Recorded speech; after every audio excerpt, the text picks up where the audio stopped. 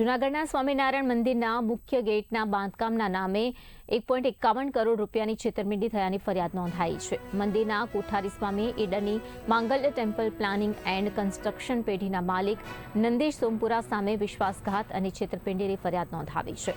પોલીસે ફરિયાદને આધારે ગુનો નોંધીને વધુ તપાસ હાથ ધરી છે. જ્યારે મામલો સામે આવતા મંદિરના ભક્તોમાં પણ રોષની લાગણી જોવા મળી છે. નામ ધર્મકિશોરદાસજી સ્વામી છે અને મેં ફરિયાદ એટલા માટે કરી છે કે આ તત્વોએ અનેક જગ્યાએ અનેક સ્થાનોમાં આવા કાર્યો પહેલાં કહે અને પછી એ કાર્યો કરતા નથી. એટલા માટે ફરિયાદ કરવાની જરૂર પડી, નહીંતર એવી ફરિયાદ કરવાની જરૂર પડતી નથી. અને આ ગેટનું કામ એમને અગાઉ એડવાન્સ પૈસા આપ્યા છે. આપણે એડવાન્સ પૈસા એટલા માટે આપ્યા કે સારો પથ્થર મળે, સારી ક્વોલિટી મળે અને સારું કાર્ય થાય એટલા માટે. પછી ભાવ વધારો થયો તોય પણ આપણે ભાવ વધારો એને આપ્યો છે. અને આવી અનેક સંસ્થાઓ દ્વારા એના દ્વારા આવા કાર્યો થયા છે. એટલે ન છૂટકે અમારે આ ફરિયાદ કરવી પડી છે.